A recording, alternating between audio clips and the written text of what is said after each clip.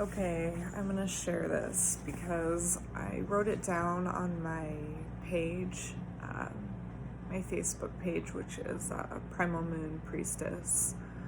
But I realize some things like this probably need to be voiced as well. And I'm voicing this to bring more awareness to situations like this because honestly, a lot of people still think it's a joke. And that is demons, ghosts, entities, things like that haunt people or suck their energy vampires, succubus, incubus, things like that. And so many people in this world still think that it is a joke, that they chalk it up to someone's imagination, that they're crazy. The whole stigma of it being crazy is such a sad thing because people are tormented by these things. They are earthbound entities, and often, not even just earthbound entities. There's all sorts of things here, but these people don't get help, and these things will haunt them their whole lives. And I feel like I need to bring awareness to this because I have my whole life had experiences with all sorts of things ever since I was a young child. And I had some family who didn't really like to recognize that, and who it was easier to brush aside and pretend it wasn't real than have me, had our house get cleared by a shaman or, a priest or priestess or whatever who could have probably helped the situation. And I am sitting here right now in my hotel room in Missouri, and I've been all alone, and I woke up this morning about 2 a.m. feeling a little uneasy, and ended up at 4 a.m. Having an attack on me. And so I want to go back a little bit and give a little background on this topic. Where do I start? So I've had these experiences before, but nothing this strong in about 8 years. I think the very first time I came across a demon that was able to physically attack me was in 2012. And it followed me. I actually moved 3 times since where I picked up the demon. And I picked it up at a friend's house, and it came in and attacked me early in the morning. That's usually when they do it, because when you're tired, in between that state of waking, it's easier for them because you don't have your full strength. And I didn't know this at the time, but since then I've been studying a lot about it, and even have a good friend who's a shaman who taught me a lot about all of this stuff. So thanks to him, I'm much more educated, and actually have been doing entity removal, cord cutting, all that stuff within my own home, on myself, and also with clients, because that is one of my gifts, is I'm sort of like a light to the moths, and they do come to me because they can feed off of that, and I also can get rid of them. But I did realize today that there are still very strong things out there, and my ego was getting a little bit like, nothing can touch me anymore, that happened so long ago, there's nothing like that anymore. I truly was believing that I was sort of almost untouchable at this point. And I was proven wrong, as most of these things go, I suppose. Actually, it was funny, I was just telling I was just telling my husband, he's in the Marines and I'm visiting him, but we were having dinner and he got real scared because I'll tell you the story, but this started happening earlier this week. And he was real nervous. I'm like, why are you, don't be nervous, nothing can touch me. I got this. This is Penny Dreadful status, just joking and laughing it up. And I understand why he was scared. So earlier this week, my husband missed his flight going back to the Marines, and they will not have you miss a flight. So I ended up, instead of paying, it was like a $350 flight to change airlines, because they only have like one flight per airline a day out here, and that plus like a $200 something taxi ride. And I was like, nope, like it's a 12-hour drive, like let's hop in the car, I'll drive you out. And luckily his family was actually staying here in Missouri as well this week, and gratefully they gave me a room to stay in. And so that's where I was staying this past week in order, waiting. I was actually thinking about moving up here. So I was also checking out some apartments and jobs and everything like that. So let me get right to back to the story. I think I could tell something was off in this place, because like this past week where I've been staying, I had been consistently waking up about 2 to 3 a.m. and just not being able to fall back asleep till earlier in the morning, and then I would sleep in. And then so I've been having these dreams of like an entity in the room, like a ghost pretty much, and it was like taunting me and trying to scare me. And in the dreams I'm like, oh, go away, trying to chase it off, because it was more annoying than anything. I wasn't even that scared in the dreams, and having these dreams consistently. But then I started realizing something was a little off towards the end of this week, where I was getting absolutely sick, physically sick. I was feeling like I was getting physically sick, and then also just super, super tired. And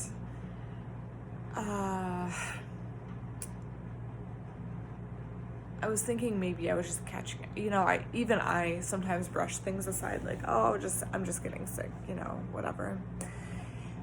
But yesterday, the family had rented a boat, and I was gonna go out with them before driving up here to see my husband. But I just couldn't sleep.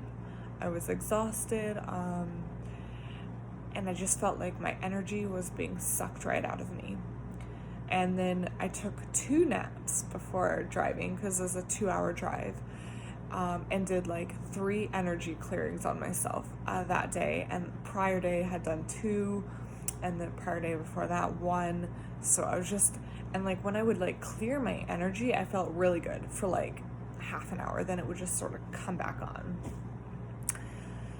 So something was up, but I guess I still wasn't paying enough attention, surprisingly. And I think it's just because I'm on vacation and I wasn't in my element. I wasn't truly paying attention to all the signs I should have been.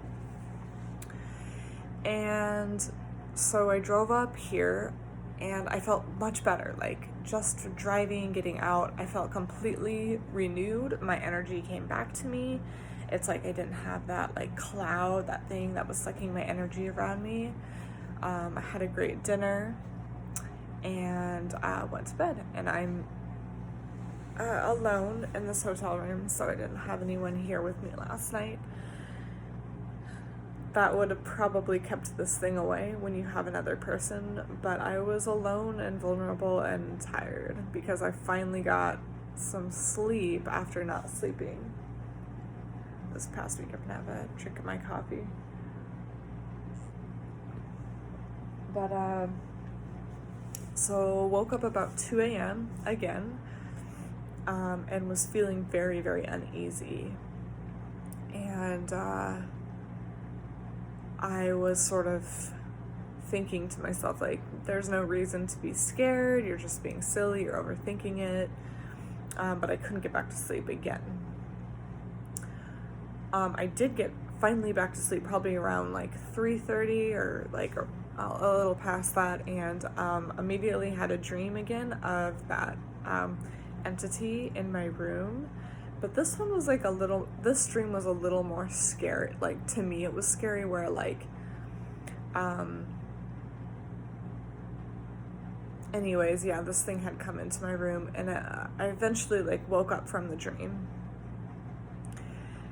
I woke up from the dream and was laying there, and like almost immediately from waking up, like there was like a little while I was laying there in bed, thinking about my dream. But then this thing came like down on top of my body and like pressed me into the bed. And I, just clicking, because I've had these experiences before. Usually I'm able to fight them off pretty,